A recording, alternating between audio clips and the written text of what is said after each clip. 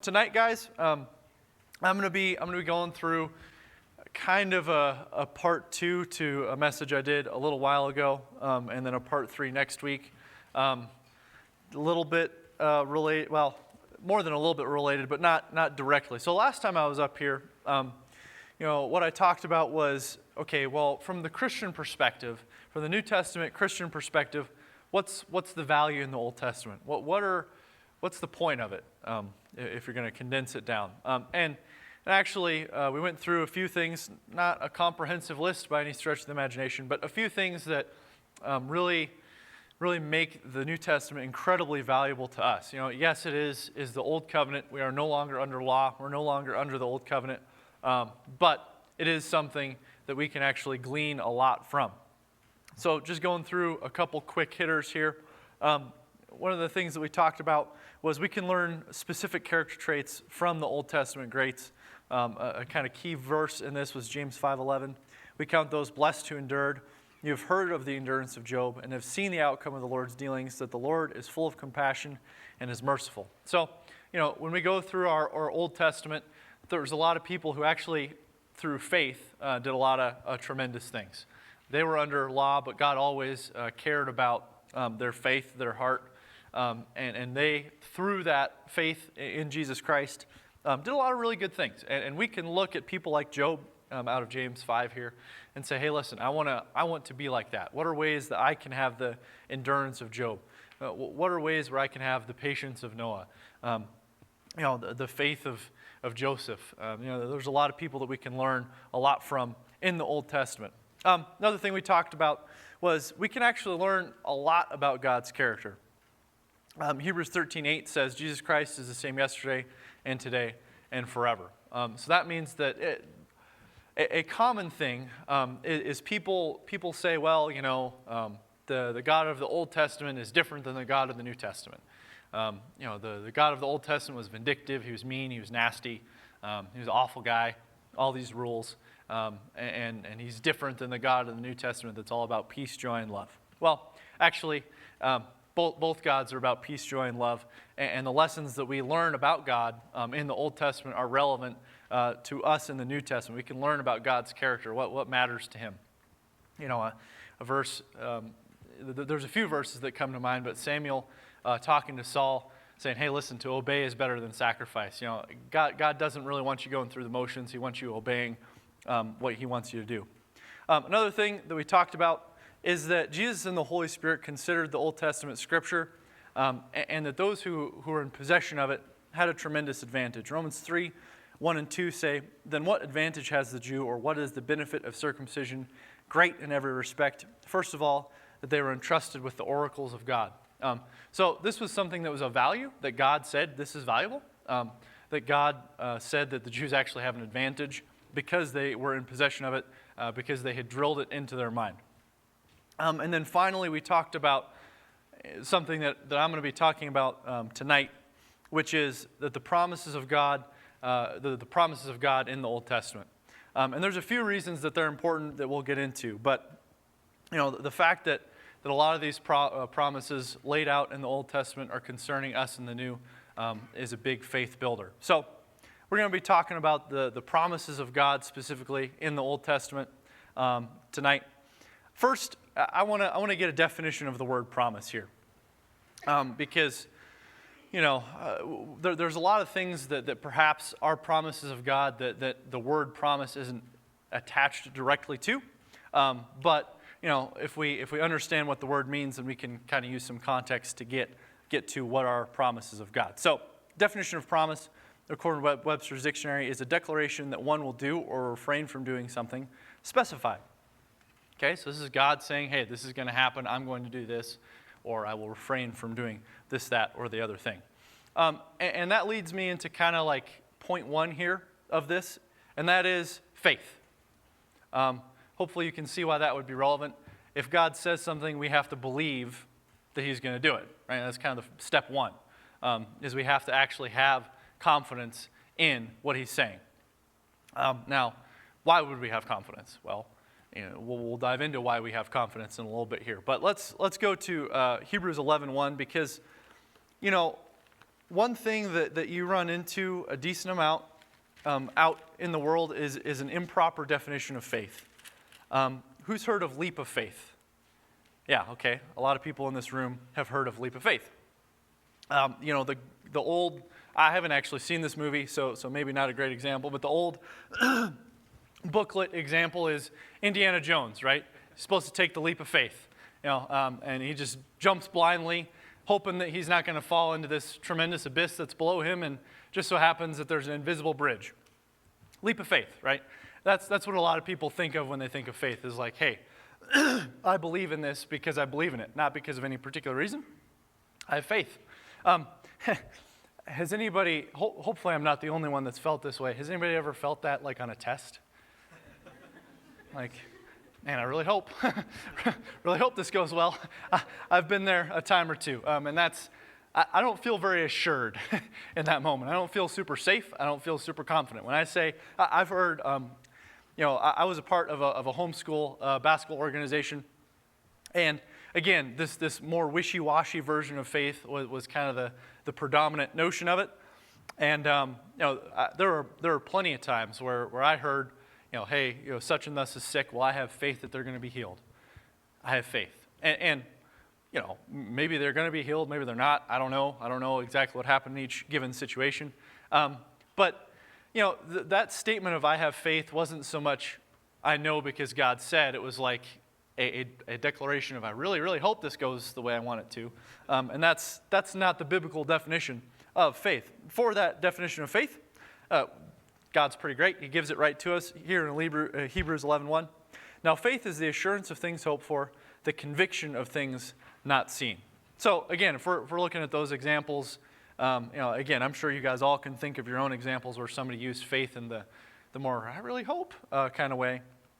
But does this sound wishy-washy, or like, man, I just really hope that went the way I wanted to. I really hope this goes the way I wanted it to. No, I mean, assurance and conviction are words that are much more solid, right? They're much more based on something. When I was thinking about those tests, I wasn't assured that it was going to go great. I wasn't convicted that I did good on it. Now, thankfully, I had tests that I did feel that way too, as I hope you guys did. But that's actually the definition and the position of faith, is a definite, clear assurance and conviction that something actually happened. I don't know about you guys. I think this is a pretty skeptical crew here that we've got tonight. I don't necessarily just believe something. If somebody tells me something, there's plenty of conspiracy theories that I've heard where I'm like, really? Seems like you're missing a few links of evidence here, right? And so I'm not convicted, I'm not assured of anything that isn't fairly solid, that I haven't seen some proof, that I don't feel pretty good about having done the deep dive on it. So that's what faith really, really means. It's something solid. It's something worth staking our lives on. It's something that has been proven to the point of conviction and being assured. And a subset of this in relation to what we're talking about, God means what he says, right? So when he says we are to have faith in something, that means we're to be convicted and assured of it. Again, as an example of this is something, a verse that I brought up last time I was up here, as a principle that I think people would benefit from knowing. So go with me to Leviticus chapter 10.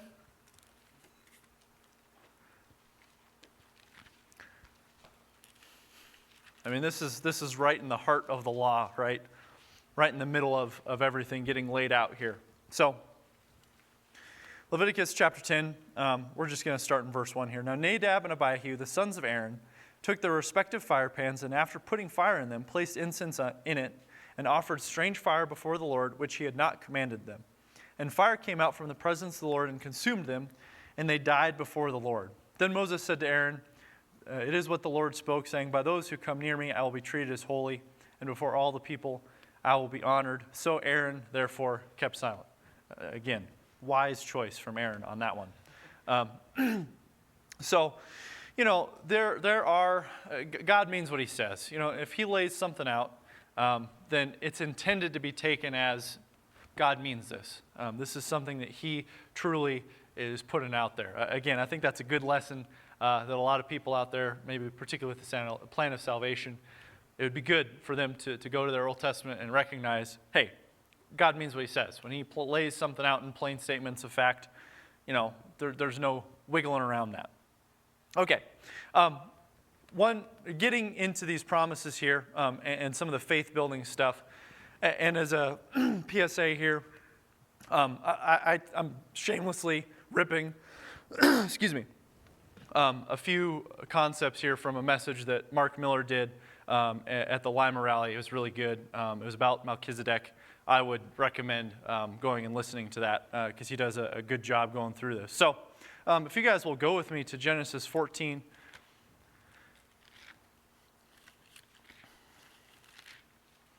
Now, we're talking about proving, we're talking about being skeptical, and it's things like this. We certainly don't have time to go through a comprehensive list of promises in the Old Testament that then are proven. We're going to try to hit a few.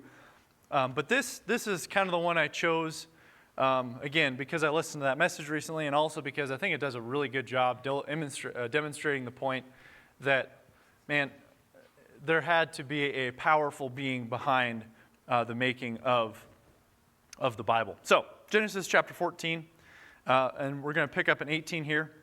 And before we start, I used the example last time of a mystery novel, a really good mystery book, and how, when you're listening to a really good mystery novel, or listening to, I guess everything is podcasts these days.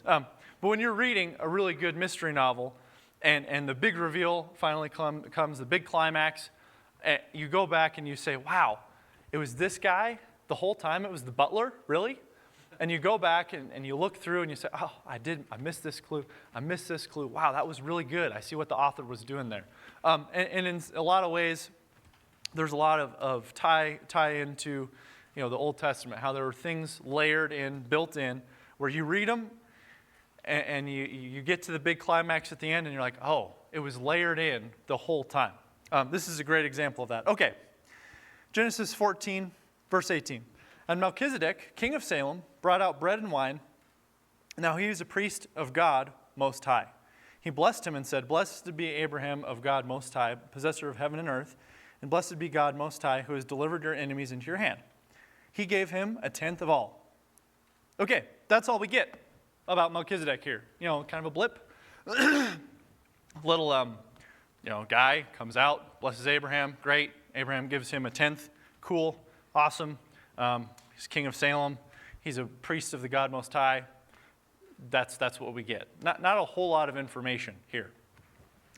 Pretty quick drive-by. Now, maybe looking back a little bit more, which we have the benefit of doing, but there's a few things that are interesting about even just this little section. And one of the things here is he's a king and he's a priest. That's interesting, right? Because in the Old Testament, it's pretty clear that in order to be a king, you have to be from the tribe of Judah. And in order to be a priest, you have to be of the tribe of Levi, right? That's how that works. And there's no way you can really have a priest and a king. So, whatever. He's a king of Salem. Whatever. We can kind of skip right on over it. But that's interesting. That's a little nugget. That's a clue that's laid in here for later. And then he comes up again in Psalm 110. What indication about Salem, or Melchizedek, do you really get in that passage? You get he's an important figure. He's worthy of Abraham's respect. Cool. And he blesses him. Awesome. Again, priest and king. That's kind of weird, maybe, but that's all we really get. Okay, we're going to go ahead and tackle all of Psalm 110. The Lord says to my Lord, sit at my right hand until I make your enemies a footstool for your feet. The Lord will stretch forth your strong scepter from Zion, saying, rule in the midst of your enemies. Your people will volunteer freely in the day of your power. In holy array from the womb of the dawn, your youth are to you as the dew. The Lord has sworn and will not change his mind. You are a priest forever, according to the order of Melchizedek. The Lord is at your right hand. He will shatter kings in the day of his wrath. He will judge among the nations. He will fill them with corpses. He will shatter the chief men over a broad country. He will drink from the brook by the wayside. Therefore, he will lift up his head. First of all, this is a prophecy here. He's talking. David is talking to somebody, and he says, "Hey, listen.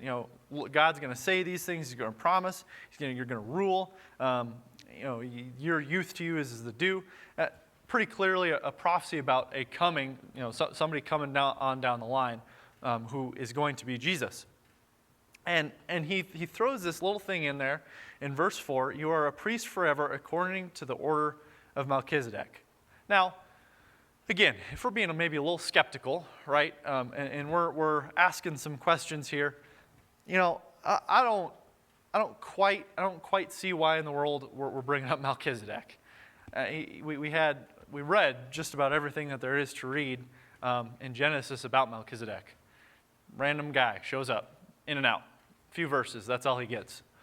And yet here he is in Psalm 110 in a prophecy of David about somebody coming in the future. Interesting. It's very interesting. Again, if we're thinking about this from a can man create this perspective, David was well after Moses, right?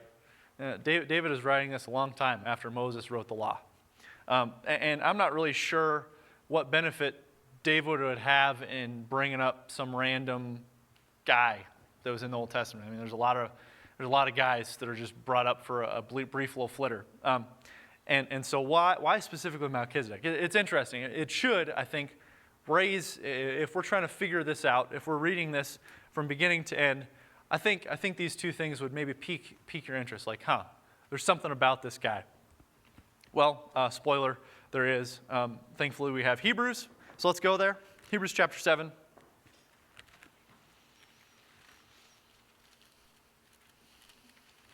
And, we're just going to pick and choose here because a lot of Hebrews is dedicated to this topic. So we're gonna really be pretty brief, but hopefully in a way where we can still tie some things together. So Hebrews 7, 1 through 3 explains some of the things that we read. "For this Melchizedek, king of Salem, priest of the Most High God, who met Abraham as he was returning from the slaughter of the kings and blessed him, to whom also Abraham apportioned a 10th part of all the spoils, was first of all, by the translation of his name, King of Righteousness, and then also King of Salem, which is King of Peace." Okay, we're going to pause right there really quick. Interesting, right? Who else do we know? Who else do we know that we might call King of Peace, King of Righteousness? Does that ring any bells? Does that sound a little familiar? It should, right? Jesus. Jesus has these titles as well, okay? Well, in verse 3, this is going to heat up. This comparison is going to get a little more interesting. "Without father, without mother, without genealogy, having neither beginning of days nor end of life, but made like the Son of God, he remains a priest perpetually." Okay, now we're getting weird, right? Because we don't have time to go through this necessarily, but it is established in the book of Hebrews in particular that Jesus is the high priest, right? That Jesus is the guy who holds that office. He is going to be the intermediary for all time. So how can this guy, Melchizedek, be a priest at the same time as Jesus? And what is with this Melchizedek guy not having father or mother with or without genealogy? Something that Mark brought out. Well, it doesn't say that we don't know what his genealogy is. We don't know who his father and mother is. It says he doesn't have them. It doesn't exist. He doesn't have a mom or a dad. So this is getting interesting here. So let's go ahead and pick up in verse 11. "Now, if perfection was through the Levitical priesthood, for on the basis of it the people received the law, what further need was there for another priest to arise according to the order of Melchizedek and not be designated according to the order of Aaron? For when the priesthood is changed, of necessity there takes place a change of law also. For the one concerning whom these things are spoken belongs to another tribe, for whom no one has officiated at the altar. For it is evident that our Lord was descended from Judah, a tribe with reference to whom Moses spoke nothing concerning priests. And this is clearer still, if another priest arises who has the likeness of Melchizedek, who has become such not on the basis of law, of physical requirement, but according to the power of an indestructible life. For it is attested of him, you are a priest forever, according to the order of Melchizedek. So, again, this is really making it pretty clear for us. Jesus and Melchizedek, same guy, different names. This is something that was woven in at the beginning of time. When this promise was being made to Abraham, and this appearance was being made to Abraham more specifically, it was coded in there. And again, there's things in there that point us to that. Right, the king and the priest. Just as this section brings out, you can't have both. It doesn't make sense to have both, according to the order of the Levites, the priesthood of the Levites. So, and again, if we're being skeptical, these books are written, thousands of years apart, and so the fact that we have this blip over here with some interesting things, interesting details given, and then particularly that prophecy in Psalm, how does that work? And then it revealed in the New Testament that this is the role. To me, it doesn't get a whole bunch better than this. There's a lot of different examples of this, but this process is repeated constantly in the Old Testament, being revealed in the New Testament. Just some clues getting laid in there, some sprinklings in. This is who did it, and this is where. It was the butler in the study. And at the end, we can look back and we can say, okay, this is what's going on. We can be assured about this and have true solid faith that when God says it, he will make it happen. Just really quickly here, we don't have time to get to everything I want to get to. But Genesis 12, 2-3 says, and I will make you a great nation. This is speaking to Abraham. I will make you a great nation, and I will bless you and make your name great. And so you shall be a blessing, and I will bless those who bless you, and the one who curses you I will curse. And in you all the families of the earth will be blessed.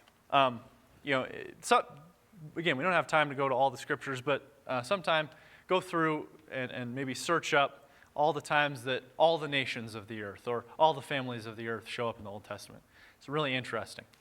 It's really, really, really interesting how many times that phrase or that concept was brought up in the Old Testament.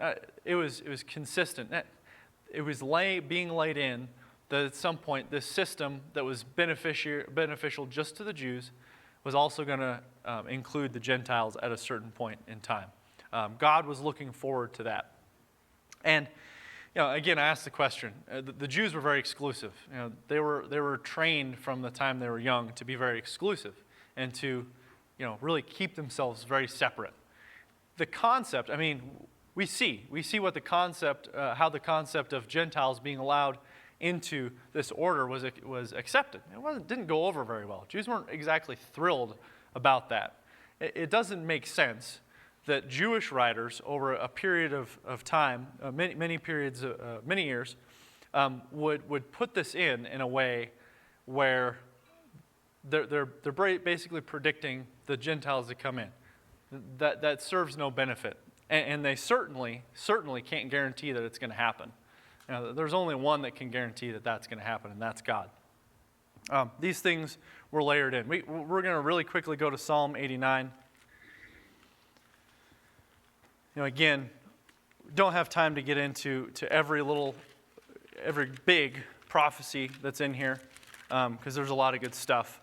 But I want to hit this one because it's really actually the crux of everything. So, Psalm 89, 3 and 4. I've made a covenant with my chosen. I have sworn to David my servant. I will establish your seed forever and build up your throne to all generations. So, hey, there's going to be somebody who is going to be on the throne of David forever. Your seed, and actually, again, this is a later verse. In a later verse, this is pointed out. This says your seed, so through one. It's not everybody that is of the line of David. There's one specific person that's being shouted out here. We don't have time to get into this as much as I would like, maybe. But certainly a theme of these is moving us from the physical in the Old Testament to the spiritual in the New Testament. Certainly this included, where we're going from a physical priesthood to a spiritual priesthood. We're going from, a physical deliverer. The disciples certainly thought Jesus was going to be a physical deliverer. to what he actually was, which is a spiritual deliverer. We'll hit this really quick too. Ezekiel 36. We were flat out running out of time. But I want to hit you with one more and wrap up. Ezekiel 36:24. For I will take you from the nations, gather you from all the lands, and bring you into your own land. Then I will sprinkle clean water on you, and you'll be clean. I will cleanse you from all your filthiness and from all your idols. Moreover, I'll give you a new heart and put a new spirit within you, and I will remove the heart of stone from your flesh and give you a heart of flesh. I'll put my spirit within you and cause you to walk in my statutes, and you will be careful to observe my ordinances. You will live in the land that I gave to your forefathers, so you'll be my people, and I will be your God. Moreover, I will save you from all your uncleanness, and I'll call for the grain and multiply it, and I will not bring famine on you. I'll multiply the field of the tree and the produce of the fruits, so you will not receive again the disgrace of famine among the nations. Then you will remember your evil ways and your deeds that were not good, and you will loathe yourselves in your own sight for your iniquities and your abominations. I'm not doing this for your sake, declares the Lord God. Let it be known to you. Be shamed and confounded for your ways, O house of Israel. And he's making the point here too, and later, that he wants a people that are whose heart is God's. And it says in here, the Spirit will be within them. And again, who is that talking about? What people get to have His Spirit within them? So, God is a great God. His authorship is perfect, and again, amazingly, He uses people throughout long periods of time to weave a message that is consistent, that flows, that fits together perfectly. And I would contend that there's nobody, no physical person, no physical force that over thousands of years can, first of all, institute a religion that within it actually has the means by which it's going to die and birth a new, different, better religion. That only God can actually truly bring that about. People cannot. So, one of the things that God's promises give us is that assurance, certainly, that He is God, that the Bible is His Word, but also that He is the mighty God, that He is the great Creator, and this is His authorship. And I just would encourage everybody tonight, be assured in God's will. Really similar to what Dawson was saying. To grow our faith and be assured that, hey, when God says something, when God promises something, He will do His part. If we do ours, He will do His. And next week, we're going to get into some New Testament promises that really are applicable for us in our day-to-day. And I hope that this foundation of, hey, when God sets something in motion, He makes it happen. He follows through on it. Hopefully that can become relevant to us, because there's a lot of stuff, promises made in the New Testament, that if we take that and we look and we say, hey, God is faithful. When He says something, He does it. And if we are faithful on our end, then we can be assured that it's going to happen. So that's my encouragement to you guys. I appreciate you guys' attention. I know I'm going a little long here, so I doubly appreciate it. And thank you.